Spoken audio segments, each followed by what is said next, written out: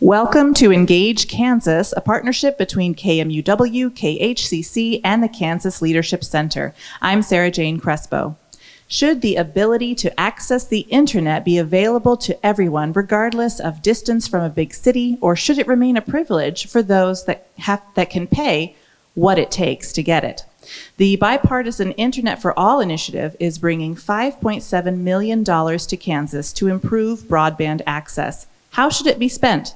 Kansas Commerce is conducting surveys and focus groups as we speak, and you have a chance to weigh in before the end of April. But now let's talk about what impact we may see with this influx of dollars. On our panel this evening, we have Morgan Barnes with the Kansas Department of Commerce, Stan Finger, a contributor for the Kansas Leadership Center's Journal magazine, Daniel Friesen with IdeaTek, Rolf Potts, a Kansas resident and travel writer, and Gregg Wamsley with the Hutchinson Public Library. Thank you for joining us.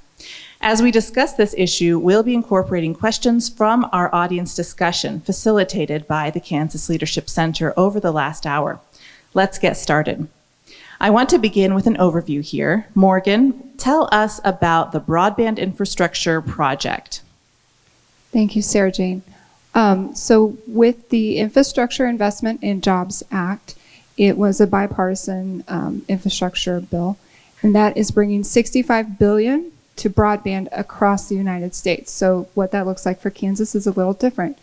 But through that act, it's two components. There's an infrastructure piece, which you will hear referred to as Broadband Equity, Access, and Deployment, or BEAD. We love our alphabet soup. And the DEA, the Digital Equity Act. So it's a really unique program in that it requires 2 5-year strategic plans, but the infrastructure piece requires the digital equity piece to sit within it. So it's an incredible moment for Kansas.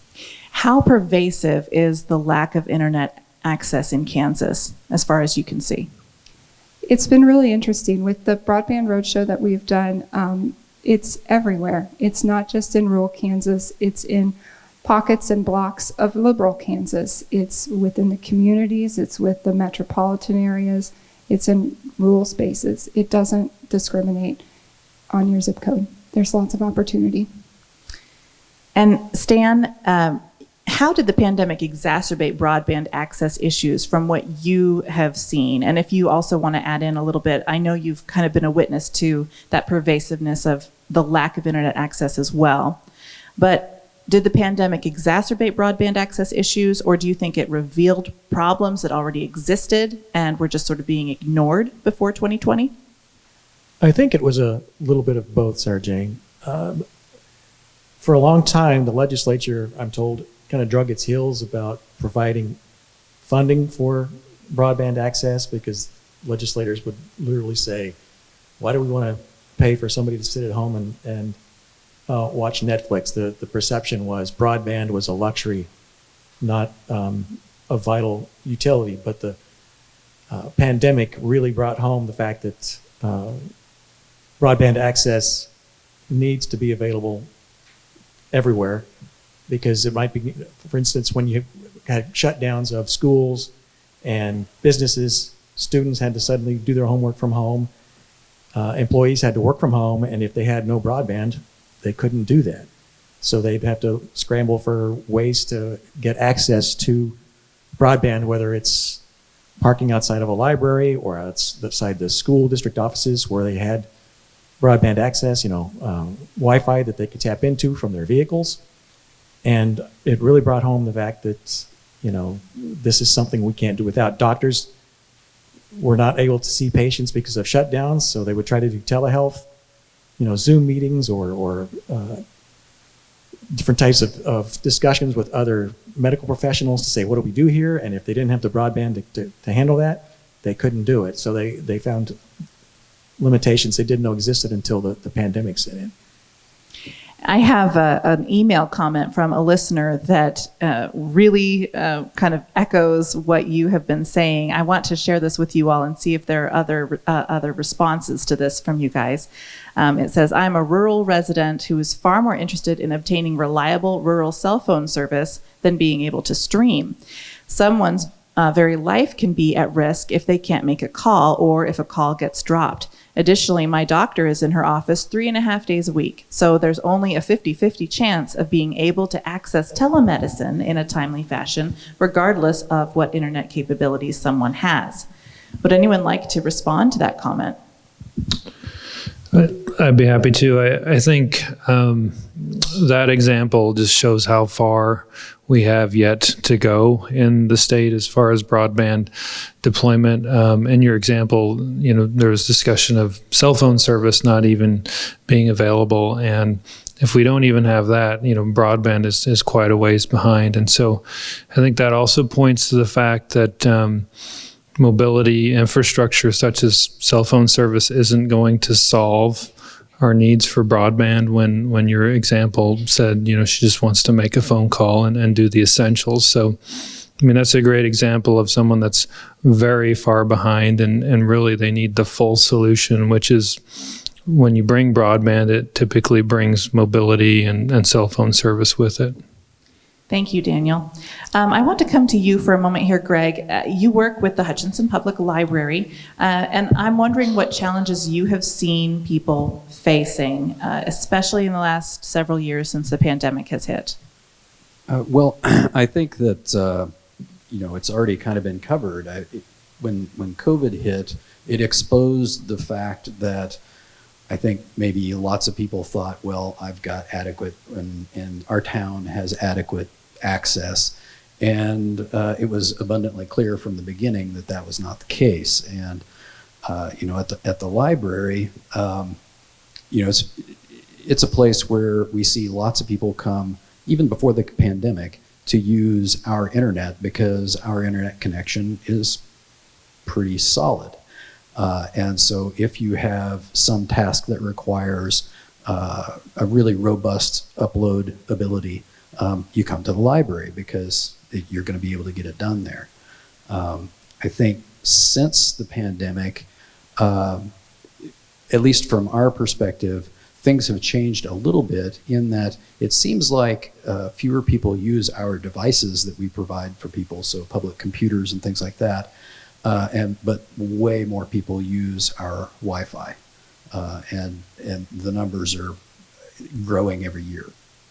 Is there an exception in the hotspots, or is that a program that you guys have in Hutchinson? We do have hotspots, but the problem with hotspots is that it's at no cost to our patrons, but it's at a significant cost to the library, and it's only expandable to a certain level before we just are unable to support, expanding it further.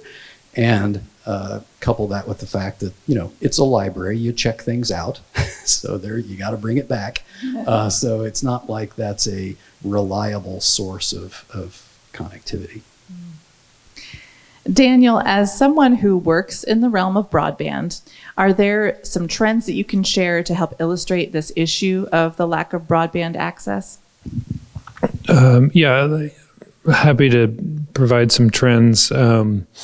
Certainly we're seeing this challenge associated with as infrastructure gets better, the economy is filling that void with new innovation, and that innovation is kind of compounding our problem, and so we've seen an accelerated growth and demand for internet capacities, and so our company focuses on fiber optic broadband, which is the most scalable and fastest broadband out there today, and even we're seeing demands on our core infrastructure. A great example of impact that came out of nowhere. We tend to run our total capacity in our network, say, under 50%, and we spiked over that unexpectedly for the first Chiefs game of the season this year, and that was something that kind of came out of nowhere, and it was an example of how quickly the economy is changing when I think the NFL has decided, most people have broadband service now, or a great number of them do. And so we're going to shift to that. And that's just the beginning of all kinds of shifts onto that platform that continue to put great demand on the infrastructure. And if we don't have a scalable long-term plan for that, we're going to continue to be behind. Yeah, that's a great point for how things are changing in more places than we realize a lot of times. It's not just that people are trying to do remote work or learn online. The internet industry is changing too, and that is very interesting. I have a question for our panel that comes from our live audience here tonight. What is the role of our city and community leaders in this discussion? Does anyone want to kind of jump in? Morgan, maybe you can start us off with where you think our community leaders ought to be, or what their role is. It's a great question, and I'm happy to jump in. This is what's so really interesting about this BEAD, broadband equity access and deployment. It's one of its only components, or one of the main components, is that there is a community engagement requirement piece for providers. So your role is critical. It's critical to come together, to galvanize each other, to decide what do you want to see in your community, for your infrastructure and your architecture. How do you want that built out? And have these conversations with providers. Kansas has a rich provider group, and they're really great to work with. So I encourage you to galvanize, come together, and think about what you're wanting to do. Rolf, I want to come to you next. You live rurally, but you use internet in your work, and you want to encourage people, you want to encourage remote work for other rural professionals. Is your feeling that nowadays things are in some ways better for people who need internet for their personal or business use? Is there kind of a bright side at all? Yeah, well, it's way better, and I think remote work is the new normal. I think that there was a time when it was sort of this exotic idea that maybe if you were from Silicon Valley or Austin, you had what it took to be a digital nomad and move to Colombia or to Romania and do your work from an exotic other country. Well, now, especially since the pandemic sort of forced people who were not previously inclined to work on broadband internet, remote work is the new normal. And I've been based in rural Kansas. I'm a travel writer, so I travel over the world. I've been based in rural Kansas for 18 years. But now more than ever, broadband is important for the work I do. I write, but I also do podcasting. I'm doing contract work for a podcast, a true crime podcast, actually, and my producers are in San Francisco and New York, and they don't care where I live. I live a very comfortable and inexpensive life in north central Kansas. I can go for a 4-mile walk through the country and come back and talk to my producers on the coast. It's a nice thing. So this is the new normal, and it's one advantage of remote work is that it diversifies communities in rural America. I think in 1800, 90% of Americans were farmers. In 1900, 40% were farmers. By 2000, less than 2% were farmers. And so rural economies are no longer just farm economies. And if you can have people with diversified economic income streams, then it's good for everybody. It's good for schools, it's good for the arts, it's good for the conversations we're having across the country, from political conversations to football conversations, right? So I'm an optimist in this regard, and I'm actively a part of this new remote work economy. And so we need to kind of move that forward, and in some ways there is movement on this. So Morgan, will you tell us about the progress that we've seen so far? Governor Kelly talks about having already connected 80,000 homes and businesses through the Office of Broadband Development, and that she's committed state dollars for broadband expansion. So there's already money to address these challenges? Yes, we have, the Office of Broadband was established in 2020, so we like to say we are in the toddler phase, but Governor Kelly is really supporting expansion. And at this point, we just wrapped up the Capital Projects Fund, where we sent out $83.5 million, but within the last couple of years, the state has supported $150 million towards broadband, depending upon which fund you're looking at. So Governor Kelly is in support of it, and the work is happening. It just takes a little bit. We are not flipping on light switches, right? There's a few more things that need to happen to make a project go complete. But that's an interesting thing to think about, though, is that this money for this progress is coming from multiple places. Is it enough to kind of get to where we need to go? Or how can we get enough if it isn't? I don't know that it's enough, but it's a start, and we are excited about it. That's where the BEAD and the DE, the infrastructure and the digital equity funds, will come into play. We are hoping to get, well, at minimum, Kansas is designated to get $100 million, right? That's a lot to start with and to continue the work. There's definite opportunity, but we were very excited for that. Gregg, I want to come back to the pandemic's impacts for a moment. How did the library cope with the pandemic, and to what degree were you able to help residents by providing internet capabilities at the library? If you can kind of expand on that a little bit. Well, I mean, I think like a lot of public libraries, when everything was shut down, of course, we tried to provide what access we could. That's what public libraries do. And so, you know, making access points reach as far as they could in our parking lots was one thing. But once things started to open up again, one of the things that we helped lots and lots of people with was filling out all of the things they needed to fill out for assistance, to get funding, to get, you know, whatever, to keep them afloat as families and individuals. So, you know, while we're talking about a lot of macro scale stuff here, what it boils down to is that's what, you know, you end up doing, is helping those individual people.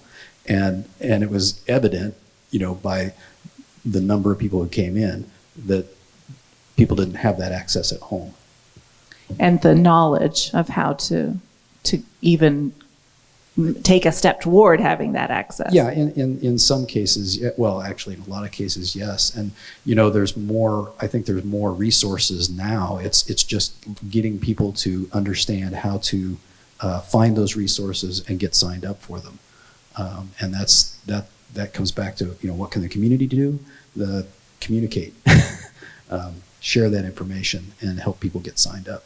Yeah, that's a really great point, because this issue it's deep and wide then, because it isn't just that we need to help people to understand that it isn't about just flipping on a light switch. There's a lot more to just bringing the access, but then there's this entire other element of educating people around how to use the access once it exists. So that's very interesting. I want to bring up another question from our live audience. Who is responsible for communicating the resources that are available for families to get internet access? Where should that go? I mean, it's almost philosophical. Who is responsible for helping people to understand how to access internet once it does exist? Go ahead, Morgan. I'm going to jump in here. It's a partnership, right? This is a community. It's community-based. It's community-driven. One of the conversations I'm sure we are all thinking about is probably the Affordable Connectivity Program, the ACP program, to help get discounts for folks, right? The state just helped with the outreach campaign to try and help folks become navigators, to help share the information in their communities. Providers work hard at making sure that they are helpful in that area. It is a community effort and a community-driven space. It's a lot, and it is hard if you are in the gap and don't know how to access that. And there's also a trust issue, right? So helping folks understand that this is an option and opportunity is critical. Stan, what is your opinion on that? From the coverage that you've done of the state of Kansas, do you feel like you have an opinion on who should be helping to inform residents? I agree with Morgan in that it's a partnership. I think school districts can do more to inform parents of their students, to say, you know, if you are struggling to be able to afford internet service, we can inform you of different programs or options that are available. I think city officials, if they have funding available to assist certain neighborhoods where access is more limited, they can spread the word that way. I think there are a variety of prongs that can be used to make sure people don't fall through the cracks of the gap. So, thank you. This is Engage Kansas. I'm Sarah Jane Crespo, and we're speaking about rural internet access with Morgan Barnes of the Kansas Department of Commerce, Stan Finger, a contributor for the Kansas Leadership Center's Journal magazine, Daniel Friesen with IdeaTek, Rolf Potts, a Kansas resident and travel writer, and Gregg Wamsley with the Hutchinson Public Library. Daniel, I want to come back to you here. Has anything else in the internet industry shifted or developed prior to this federal money coming to be spent on broadband that will impact what we're seeing, maybe as technology is evolving? Well, I think, your question of, what's shifting, I mean, it's really hard to answer because the answer is everything continues to shift. And again, I go back to, we're kind of behind the curve as far as capacity. And so, we have to really get in front of that to actually know, what the future is going to bring. And so, certainly, there are issues like artificial intelligence and virtual reality and all of the things that were, I think you were asking, like, what happened, what happened in the past and what's coming in the future. COVID was a huge shift in our industry. At the beginning of COVID, we were like, are people going to stop paying the internet bill? And it's like, that's the one thing nobody stopped paying during COVID. And so, we were happy about that, but that just affirmed how essential the internet has become in our society. It's right up there with electricity. We have customers that would rather have their water shut off than their internet today. And so, definitely, you don't have a crystal ball into all the things that are coming, but I can tell you that our capacities from an infrastructure perspective are not there, and we really need to work on solving that and bringing those that have no capacity today at least to the present connectivity levels. Will you share a little bit about your company's work in relation to other larger internet providers? Is it easy to kind of get along, or what is this like, where we're kind of dominated by just a couple of huge internet providers? Is there sort of a different role that you fill for people rurally? Yeah, I mean, we're huge advocates of competition in all areas of the state, even the most rural areas.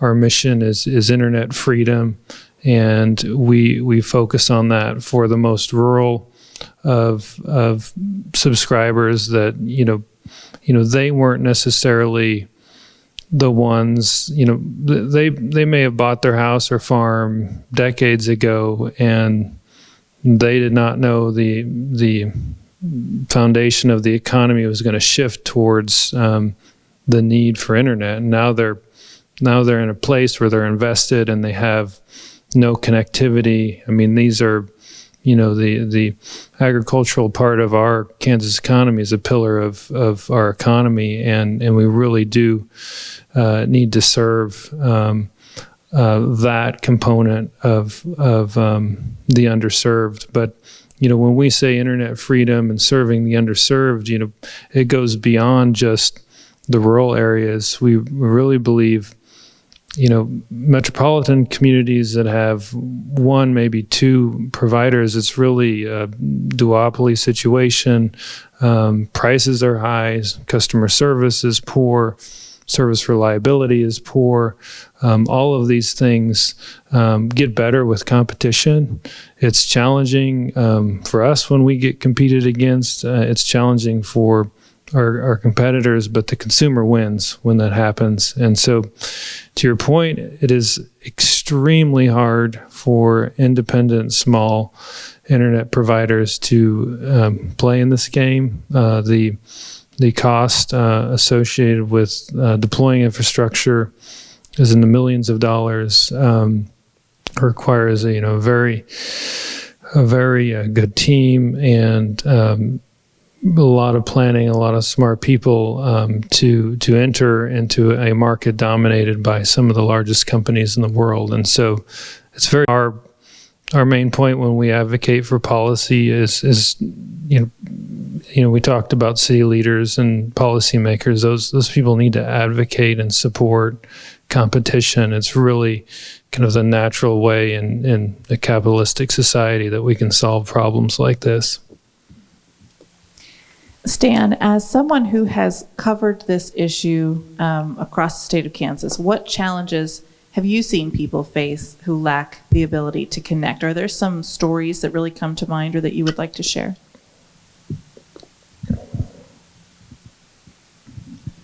I think we've touched on it previously in that many people don't realize what's available or what they have to do. So I think there needs to be a significant education component, not just about availability, but ways to make it affordable for them. I would say that's probably the biggest issue I've come across in talking to people around the state. I would say people are becoming more conscious of what this can do for them. I remember talking with Boyd Orr in Fowler, and he is part of in Meade County, which a study revealed was the most underserved county in the entire state of Kansas for internet service. But they have since been able to get broadband to the county, and he said people here love it. They didn't realize what they were missing, and just how much of a difference having access to that, especially in an affordable way, can make. It's like he said, we're getting calls from employers or businesses who weren't looking at coming here, who wouldn't have given us the time of day before now. So you could see the transformation taking place. And I think too of Atwood, where their elementary school classes are larger than their high school classes because a company there was able to get fiber from one of the smaller ISPs out there, which greatly expanded their ability, their reach via internet. And so they've got a lot more work coming in, and so they had to hire a lot of people. And the people they brought in are young families, and they're moving there, and they're going, well, we really like the quality of life here. And they're starting to see Atwood grow, and they've got an entirely new future thanks to fiber. And I think the challenge for a lot of people is to become more aware of what's possible when broadband becomes not a luxury or something like that, but something we can rely on and have consistent access to. I was going to tie a few things together on that point, and you bring up Boyd Orr. He's a state representative in Meade County, and this is a short story. We go up and advocate on this issue at the state level every year. Boyd Orr and county commissioner would always come find us after. You got to come to Meade County. You got to come to Meade County. And, the point of hey, this is a partnership. Like those that advocate for their community are going to get this funding. Morgan mentioned how important stakeholders and community leaders are to their decision-making process, and leadership like Boyd Orr and Randy Lease, the county commissioner there, made all the difference for us when we went to Meade County. But they were persistent, right? We're Meade's 3 hours away from our hometown, and it's like, okay, Boyd, I get it, but it's a ways away. And he kept bugging us and bugging somebody got my cell phone and started calling me, and that kind of persistence is what made the difference for his county. And so it can't understate or overstate enough like how important it is for community leaders and stakeholders that have these issues in their communities to reach out to the broadband office, to talk to the media, to reach out to providers that are willing to stretch and be innovative in a solution for their community.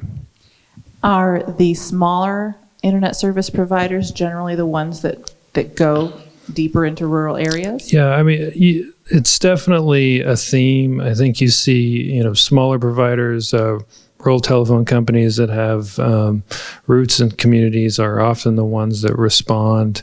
And smaller companies are just able to react quicker. And our company, we're Kansas owned, and our leadership's all based here. We live here, we grew up here, and so certainly that's a positive viewpoint of who might solve the problem is who's invested in your community.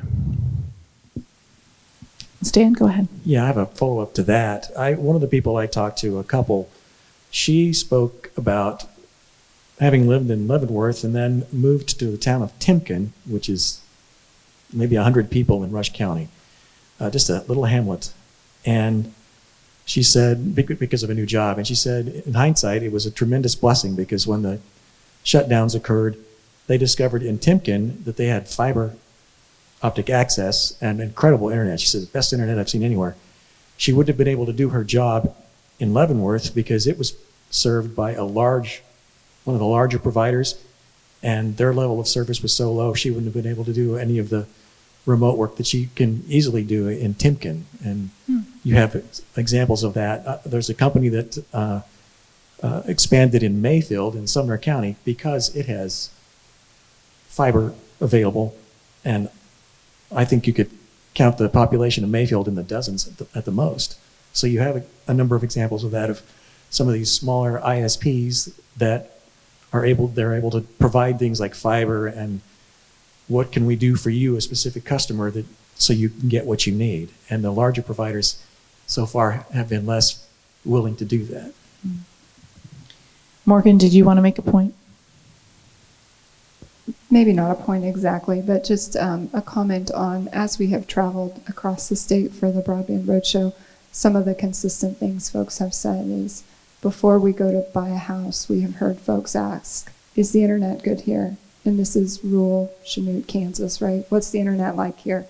Do we have good internet? So, I mean, these are actual decisions people are making before they move and explore, different opportunities. Go ahead. I think that advocating locally for good broadband is going to be something that's important for the future we can't see yet. I read that 60% of the jobs we have now didn't exist in 1940. And I know that the travel writing world I entered in 1998 sort of doesn't exist anymore. I make more money off of writing for podcasts and doing distance learning than I did when I began. And so I think regardless of what the future looks like, how we see the future now, it is going to involve broadband connectivity. It's going to involve location-independent work. Even at the farming level, it's going to involve data sets and microclimates that increase yield in ways that we don't appreciate yet and might sort of be able to decouple farming from sort of its extractive corporate nature. So I think that the basic way to advocate for a community now includes advocating for good broadband internet access. Thank you, Rolf. Morgan, I want to come to you and talk specifically when it comes to this influx of money. What are the different possible uses for this funding? It could, I presume, could be used in a variety of ways. What would a few of those possibilities look like? So there's multiple possibilities, right? The infrastructure piece is really dedicated towards infrastructure build out, right?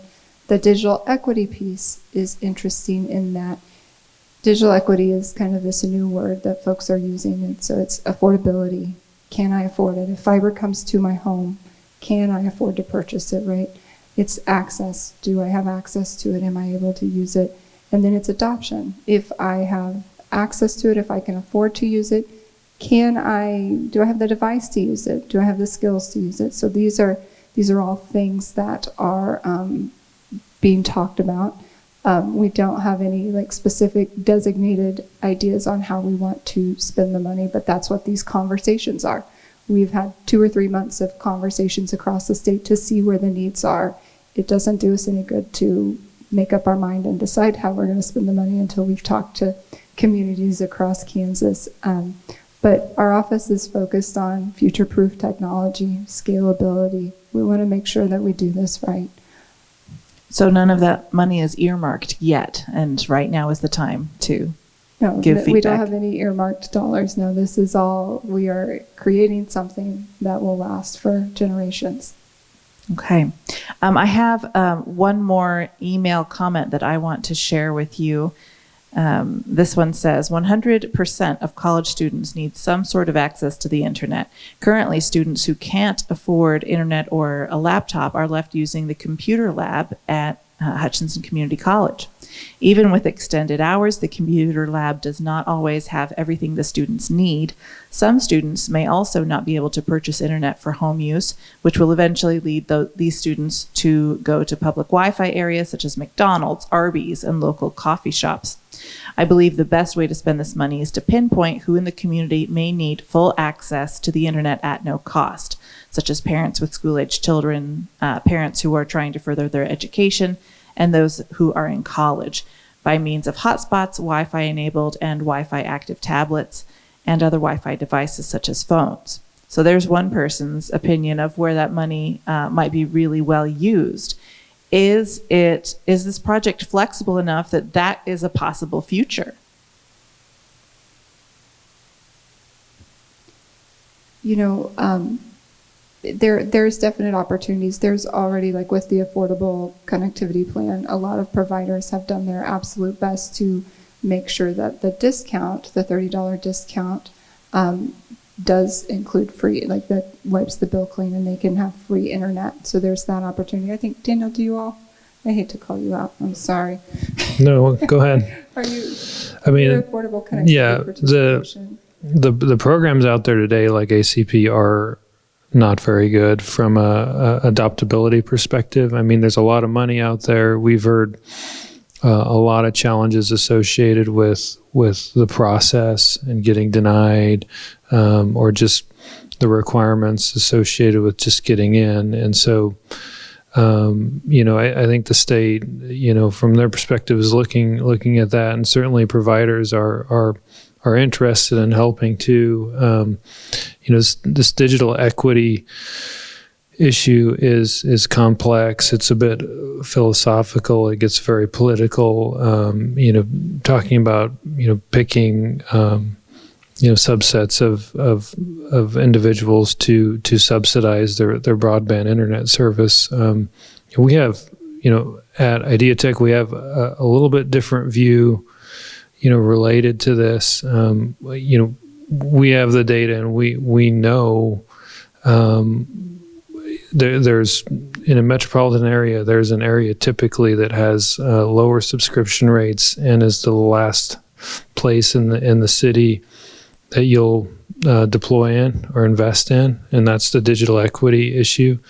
And our vision, and we're trying to partner with some communities on this, is to focus on the premise versus the person, and it's just a different way of looking at it. But we can absolutely tell you where in a community people are going to have a hard time paying for broadband, and so tying it to a geographical subset in a community may actually get beyond the barrier of trying to track and find a person to sign up for something. So that's an idea we have that we're working on. So then also to add to that, like as we are creating this plan, it's not been created, we're still in the engagement phase, there will be a 30-day public comment period for the digital equity piece so that public can review and provide feedback. So after you all process this sort of roadshow feedback that's happening now, so sometime in the summer maybe? Yes, look 1st of June, middle of June. Very good. Okay. Yeah, and that might be a good time to just point out the $5.6 or $5.8 million that was going to part of the teaser of this conversation. That's just a planning. That's like the very base amount. Like there's hundreds of millions of dollars available. Right, yes, that is a great point, Daniel. The 5.7 million was planning dollars to create these two strategic plans, the infrastructure and the digital equity. Awesome. Okay. Rolf, I want to come back and hear a little bit more on your perspective on this issue. What do you think the best use of this funding could be? I think it just, when we were talking before this event, we were talking about what do we want from broadband internet. I said, I want it to work. I think oftentimes, so much of the national conversation is based on the coasts. It's sort of a middle to upper middle class conversation. It's a very urban conversation. And we sort of want internet out here that works as well as it does in the big cities so that we can, as remote workers, as people doing remote medicine, remote education, we can keep up. Because we're at a time technologically where we can be in conversation. We don't have to filter our conversations through the coast anymore. And so the closer we can be in competition as far as broadband access, digital speeds, ability to upload and download video or whatever technology is invented next, it's a competition issue that, in a sense, I don't think I'm being too melodramatic to say that it's pinned to the survival of rural communities. And not just the survival, but the diversification of how those communities communicate with the rest of the world and have families who move there and are making money, maybe with bosses that don't live in that town, but they love the quality of living, they like the schools, and their boss might be in Dallas or New York or Toronto. That is becoming more and more possible, and so we just really need to be able to, however technologically we can, keep up with the metropoles. Thank you. I have another audience question here that I'd like to ask of you all. Why does this opportunity for digital access matter in Kansas? Or maybe a better question might be, what could this mean for Kansas? Go ahead, Stan. Once this issue surfaced and money for broadband became increasingly available, for the first time in years, I've heard residents of small towns, officials in small towns speak hopefully, like we're not just circling the drain. We might be able to revive our community. We might be able to have a bright future. I've heard farmers talk about, maybe I'm going to plant something differently if I have access to broadband, and I can look into precision agriculture, and maybe I can add something different to my crop rotation, or maybe I'm going to grow something I haven't done before because I've discovered, hey, if I'm able to do this and this and this with this plot of land, I can get a really good return on investment from that. And I'm hearing hope for the first time in a long time, as opposed to barely hanging on, or all the young people are leaving. Well, if they like living here, maybe with access to something that they can use broadband for, they can build their future here. I've talked to people in Southeast Kansas who said, my kids are coming home. I never thought that was possible, but now we've got broadband and they can work remotely, but they love the quality of life here. So, work for somebody on the coast, but live in the hometown that I never really wanted to leave in terms of loving the lifestyle. That's an option now, and for a long time it really wasn't. Gregg, will you give your opinion on what it could mean for Kansas, or where you think those dollars might be well spent? Well, I think Rolf was not being melodramatic, and I think Stan is saying the truth, is that it provides some hope to communities, even Hutchinson, places like Hutchinson. When I first moved here, there was talk of, well, if we have good internet, this is, as good a place as any to live. We've got great quality of life here, and you can work anywhere, but you can live here in Hutchinson. Well, this kind of thing, and spending the money to do what IdeaTek and other companies like that are doing, it actually makes that a possibility. So that would be my 2 cents, I guess. Morgan, were you going to add something a moment ago? I echo the hope, right? It's been so humbling and inspiring to be across Kansas and hear the stories of hardship, but with the conversation of hope. Like, that's where this key conversation is. Like, we haven't had it before. This is our moonshot. This is our chance to really make a difference and support those all across Kansas, not just rural Kansas, but urban Kansas, where there are those pockets that aren't connected. So it's just a really, really exciting time, and I echo the hope. Daniel, if you want to address that as well, I'm curious, but I also would be curious if you could speak to how this might, in your opinion, impact our economy in the state overall. Well, yeah, there's definitely correlation between home value and economic input. I mean, it was kind of anecdotal for a while, maybe 10 years ago. There's studies now that show that, you know, investment in broadband increases the GDP in communities and states that are forward-looking in this. You know, the comment of, you know, people looking for homes that are connected. I mean, you can look at it two ways. Either your home is significantly devalued with the lack of internet access, or it could be significantly increased in value.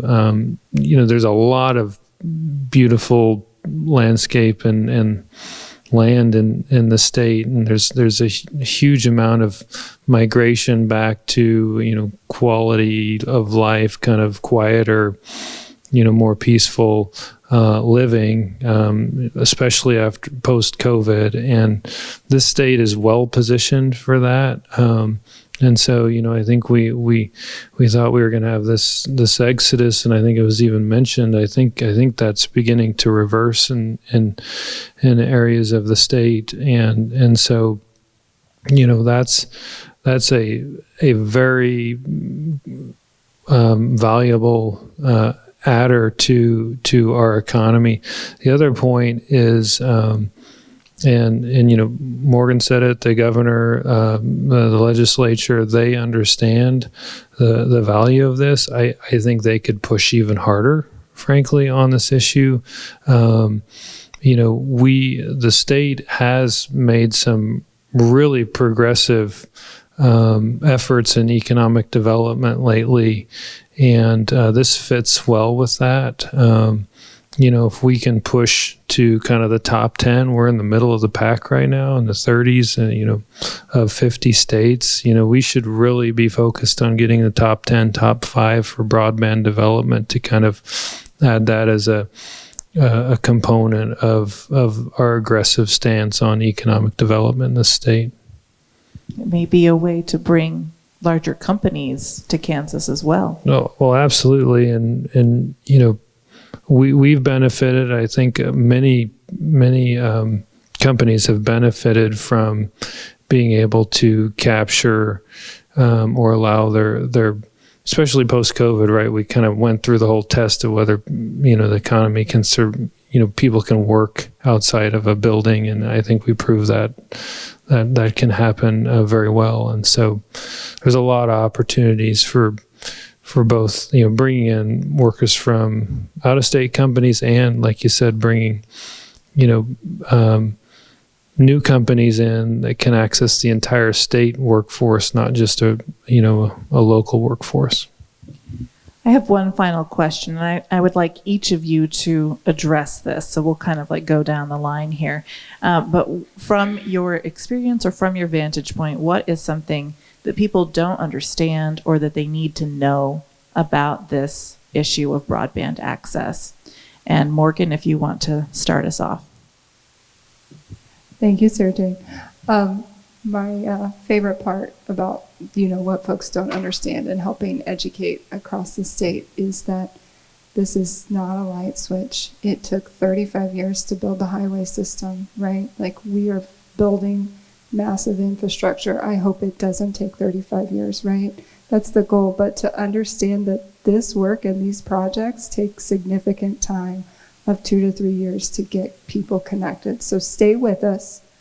this work is happening, it will get done, but it is not an immediate fix, which is hard because we are used to the instant messenger situation. And We want it now. we do want it now, and we wanted it yesterday, and I completely understand that, but that's one thing.